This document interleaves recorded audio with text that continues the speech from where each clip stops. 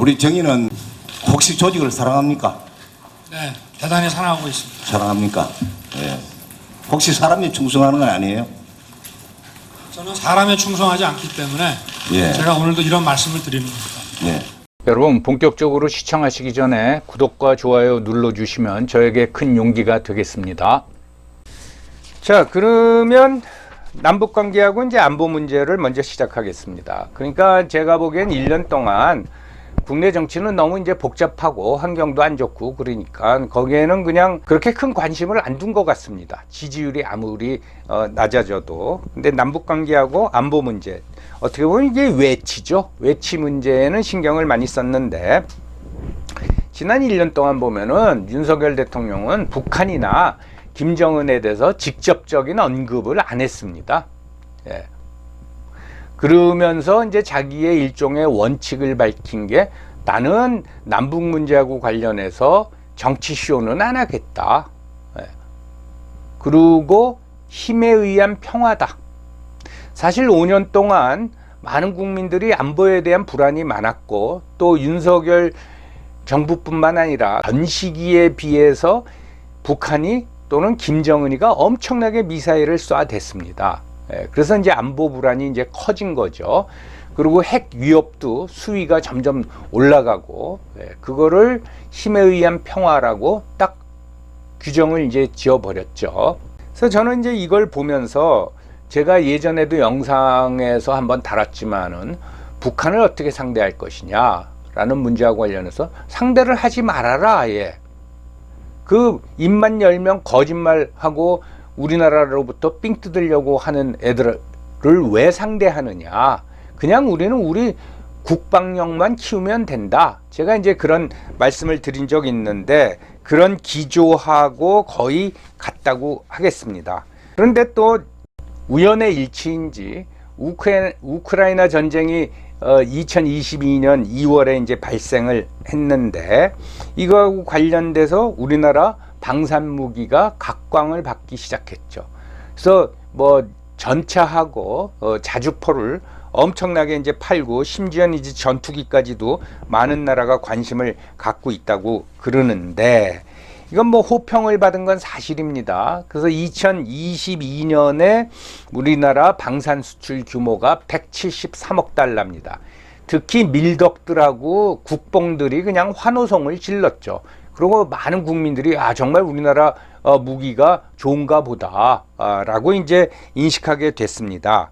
근데 제가 뭐 초치는 건 아니고 엄청나게 수출한 것 같지만 이 173억 달러가 그렇게 큰 게 아닙니다. 작년에 현대차 수출액이 530억 달러고요. 그 다음에 총 수출액이 7천억 달러입니다. 그렇게 큰 비중은 아닌데 그 전에 비하면 방산 수출이 아주 굉장히 늘어났고 앞으로 더 늘어나겠지요. 가장 깜짝 놀랄만한 거는 제가 또 뭐 영상도 만들었지만은 이 핵 공조입니다. 2023년 4월 26일 날 한미 정상회담 끝에 나온 워싱턴 선언. 거기서 뉴클리어 컨설터티브 그룹. 그러니까 이제 앞으로 핵 사용하고 관련해서는 한미 간에 그룹을 만들어서 어떤 작전 계획을 세우겠다. 대응을 하겠다라는 거를 선언을 한 겁니다. 그러니까 저는 취임 1년 만에 미국의 핵 우산과 관련해서 이렇게 구체적인 안이 나온 걸 보고 저는 진짜 깜짝 놀랐습니다. 그래서 저는 윤석열은 다 계획이 있구나 그런 생각이 드는데 이 1년 만에 이거 끌어내기 굉장히 힘든 거거든요. 결국은 1년 만에 이게 나왔어요. 그래서 윤석열이 쏘아올린 작은 공에서 제가 왜 자꾸 핵 발언, 강성 발언을 저렇게 할까라고 영상을 별도로 만들었듯이 다 이런 흐름 속에서 그런 발언을 해댄 거죠. 그러니까 뭐 나중에 이제 시간이 한참 지나면 나오겠지만은 자 봐라 우리 국민들이 핵무장을 이렇게 원하고 있다. 그러면 미국 당신들 핵 우산을 제공한다는데 그걸 구체화시키자. 기구를 만들자. 그걸 1년 만에 해낸 겁니다.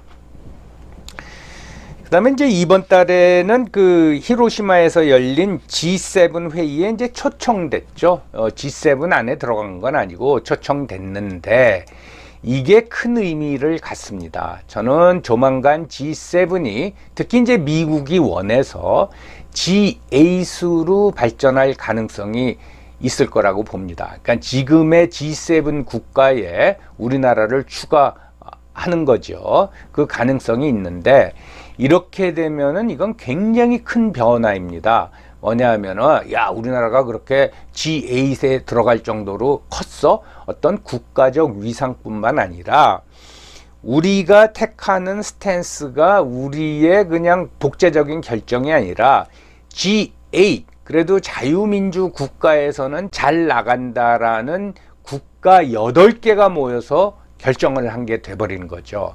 그러면 그 결정에 우리나라가 같이 동참한다 했을 적에는 야당도 딴지 걸기가 굉장히 힘들어지는 겁니다. 그러니까 굉장히 외교에 있어서는 대통령이 주도권을 딱 잡는 겁니다. 그러니까 이건 꼭 뭐 윤석열 대통령뿐만 아니라 그 이후에 대통령도 외교에 이제 주도권을 잡게 됐다. 그렇게 이제 말씀을 드리는 거죠. 결국은 이제 안보 불안을 해소를 했습니다. 그러니까 뭐 내치 뭐 야당이 뭐 시비 걸고 그런 거는 신경 안 쓰고 나는 1차적으로 안보 불안을 해소했어요. 그다음에 최근에 어떤 개최된 한미 합동 그러니까 통합 화력 경멸 훈련이라는 게 열렸었는데 엄청난 화력을 보여줬습니다. 그거 북한서 아마 봤으면은 솔직히 좀 떨었을 겁니다. 그리고 전략자산, 미국의 전략자산이 한반도에 아주 빈번하게 이제 전개되고 있죠. 거기다가 핵 잠수함까지 포함되어 있는 겁니다. 뭐 제가 말씀드렸지만 그 전에도 한반도 근처에 핵 잠수함이 와 있었을 거예요. 근데 그 와 있는 게 알려지면 그 핵 잠수함의 역할이 아니죠. 근데 이제 그걸 공개적으로 드러내는 거예요. 그러면 북한이 깨갱할 수밖에 없는 거죠.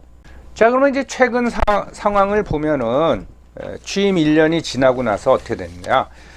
뭐라고 표현할 거예요? 야당은 자중지난이죠. 지금 김남국의 코인 문제하고 돈봉투 사건으로 지금 난리도 아니죠. 그러다 보니까 급격히 최근에 사라진 용어가 뭐 야당을 탄압한다, 정치보복 수사다, 검찰공화국이다 이런 말이 쑥 들어갔어요.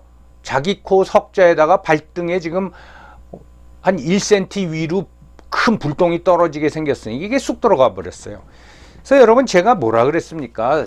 작년 선거 끝나고 0.73% 차이로 졌다고 까불지 말아라. 그거 믿고 까불다간 큰일 난다. 엄청 까불었죠. 1년 동안. 근데 1년 만에 뭐 야당 탄압이다, 정치보복 수사다 뭐 이런 말이 쑥 들어가 버렸어요. 앞으로 더 심해질 겁니다. 지금 뭐 돈봉투 사건은 몇 명이 연루가 돼서 아닌 말로 기소될지 또는 수사를 받을지 알 수가 없죠. 무지하게 많을 겁니다. 지금 뭐 구체적인 이름은 뭐 10명, 20명 거론되는데 그 이상일 겁니다. 아마 굴비 엮이듯이 줄줄이 나올 겁니다. 그러니까 떨고 있는 거죠. 그럼 뭐 김남국 코인 사건도 마찬가지죠. 오죽했으면은 김남국이 잠적을 했겠습니까? 아주 심각한 상황입니다. 야당한테는. 얼마 전에 정찰 위성을 발사하겠다라고 예고를 했죠. 5월 31일에서 6월 11일 사이에 발사하겠다고 했는데 이에 대해서 우리 정부는 응당한 대가를 치를 것이다. 그런 반응을 보였습니다. 그런데 5월 31일 새벽에 쐈죠. 실패한 것으로 보입니다. 과연 이 북한의 정찰 위성인지 무슨 뭐 미사일 발사에 대해서 우리 정부가 어떻게 나올지 참 궁금합니다. 그래서 다시 말씀드리면은 윤석열 대통령은 굉장히 독특한 스타일을 가지고 있는 사람이에요. 이걸 이해해야 된다는 거죠. 그럼 뭐 제가 뭐 윤빠가 돼서 윤석열을 띄우겠다 그런 뜻이 아니에요. 자, 백악관에 가서 아메리칸 파이 뭐 그렇게 잘 부른 노래는 아니죠. 근데 대통령이 뭐 가수처럼 잘 부르면 그건 또 뭐 의미가 있습니까? 아메리칸 파이를 부르는 거예요. 이 선곡하며 이것도 놀랍고 그다음에 이제 은퇴견 새로미. 참 저는 이게 고도에 연출된 건지 뭐 어떤지 그 내막은 알 수 없지만 개 때문에 문제를 일으켰잖아요. 전임 대통령이. 그 개는 풍산개였고 이 은퇴견 새로미는 골든 리트리버인데 이 은퇴견을 입양해서 키운다. 이거는 반려견 집사들한테는 엄청난 충격을 주는 거예요. 이거 가지고선 뭐 개까지 정치에 이용하냐 뭐라고 말할지 모르지만 뭐 자꾸 그렇게 비교하면 안 되지만은 어느 책방에 가면 자기가 키우는 개 이름을 붙여 가지고서는 특별한 라떼를 만들어서 보통 라떼는 4,500원, 그 라떼 반려견 이름이 들어간 라떼는 6,800원 받는다. 제가 이제 그러지 않았습니까? 예, 이건 엄청난 겁니다. 이런 스타일이 굉장히 틀린 겁니다. 이걸 이해해야 된다는 거죠. 그래서 최근 5주 동안 지지율이 상승한다 그러면은 뭐 많은 전체 국민은 아니지만 그 중에 일부분이 점점 윤석열 대통령 스타일이 저런 스타일이로구나. 거기에 점점 익숙해 가고 있구나.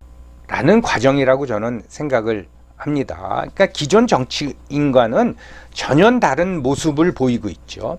윤석열 대통령은 1960년생이니까 흔히 말하는 586 세대라고도 말할 수 있는데 그 세대의 맏형격입니다. 예. 근데 지금 정치권에 널려 있는 586들하고는 완전히 다른 모습이죠. 그것이 이제 처음엔 어색했다가 지금은 점점 익숙해지는 과정이라고 저는 보는 겁니다.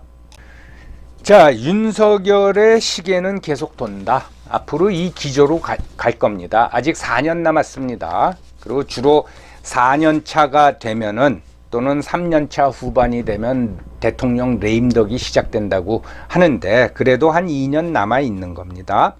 윤석열 대통령은 지난 정권에서 서울중앙지검장을 지냈고 그 후에 이제 검찰총장이 됐죠. 그래서 쉽게 말하면은 지난 정권이 한 일, 즉 나는 내가 지난 여름에 한 일을 알고 있다. 그걸 뭐 수첩에다 적어놨는지 아니면 그냥 뭐 머리가 좋으니까 머릿속에 다 담아놨는지 모르지만 그 문제점을 다 알고 있는 사람입니다. 그리고 오랜 법조 검사 생활을 했기 때문에 그걸 그냥 눈뜨고 지나갈 사람이 아니죠. 다른 스타일에는 뭐 아메리칸 파이나 은퇴견 새로미뿐만 아니라 엄청난 인내심이 강하죠. 인내심이 굉장히 강합니다. 예. 그 수모를 당하면서도 검찰총장직을 꿋꿋이 이제 버티죠. 예. 그리고 굉장히 집요합니다. 여러분 솔직히 얘기해 가지고 현직 대통령을 기소한 사람이죠. 탄핵 절차를 통해 가지고 구속을 해버렸습니다. 기소했고 그리고 지난 정권에서는 자기 상관인 장관 그리고 대통령과 맞짱을 뜨죠. 근데 그 대검찰청의 부장들이 사실 그게 검찰총장의 참모인데 전부 다 적들 아니었습니까? 또는 간첩들. 거기에 뺑 둘러싸여서 혼자서 버텼던 겁니다. 그리고 대통령 후보가 되고 대통령까지 된 거죠. 그러니까 누가 뭐라고 그러면 그래 너 지져. 나는 내 길을 갈 거야. 나는 나무보다 숲을 보는 사람이야. 그리고 대통령이 돼서도 체면보다는 업무를 중요시하는 인물이라고 저는 생각을 합니다. 그래서 앞으로 어떤 그 검사 출신으로서 비리, 불법, 부정척결은 어디까지 갈 것이냐 이건 계속 할 겁니다.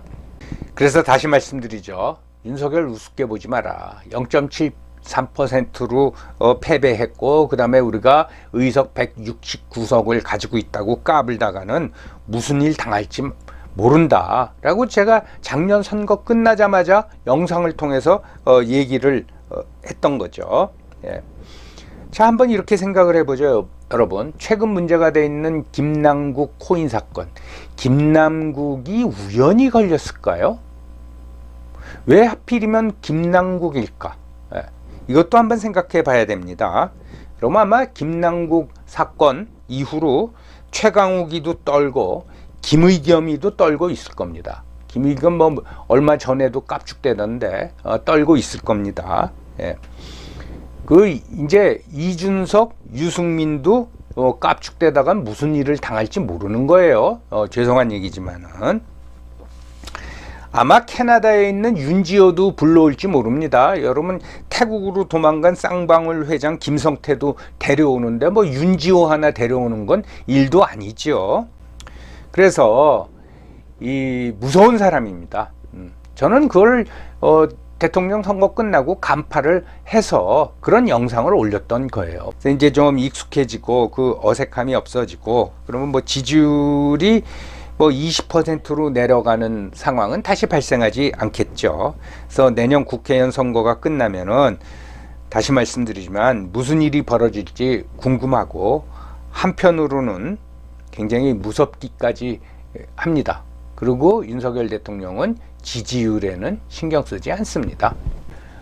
참고적으로 이 사진들을 보시겠습니다. 하나는 바이든 대통령하고 찍은 거고 하나는 일본 기시다 총리하고 찍은 거고 맨 밑에 거는 중국 시진핑 주석하고 찍은 겁니다. 이것도 굉장히 중요한 의미를 가지고 있는 건데요. 윤석열 대통령이 178cm에 90kg라고 합니다. 그러니까 약간 과체중이죠. 그렇지만은 그건 뭐 이 본인이나 가족들이 우려할 일이고 체구는 굉장히 좋습니다. 그래서 이 바이든 대통령 키가 180이 넘는다 그러는데 뭐 약간 키가 커 보이지만은 체구에 있어서는 눌리지 않죠. 그리고 뭐 기시다 총리에 비하면은 뭐 체구가 훨씬 좋고 시진핑 주석이 키가 180에 몸무게가 100kg라고 합니다. 그래서 곰돌이 푸라는 별명도 있지 않습니까? 근데 둘이 딱 같이 섰는데 밀리지 않죠.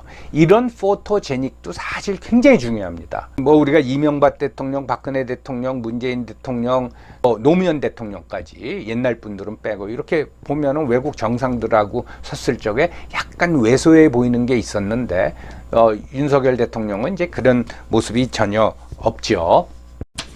그 다음에 이게 이제 최근에 동물농장에 나온 그 사진인데 한번 보세요. 요 오른쪽에 있는 개가 맹독견으로 있다가 이제 은퇴한 새롬인 것 같고, 그다음에 요 이제 둘이 뭐 마리선인 것 같은데, 뭐 이게 중요한 게 아니라 여러분 옷차림을 한번 보십시오. 김건희 여사 입은 거, 물론 휴일이니까 편하게 입었겠지만 이 티셔츠 입은 거 보세요. 여러분 역대의 영부인들 중에 이런 모습 한 사람을 봤습니까? 예. 그리고 이 그림, 이 고양이 그림인지 이거 그려진 티셔츠 아주 심플한 거 입고 있죠.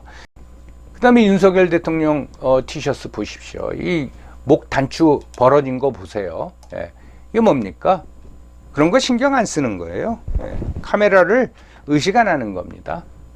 그게 무슨 뜻이냐? 이게 나야. 이런 스타일의 인물입니다.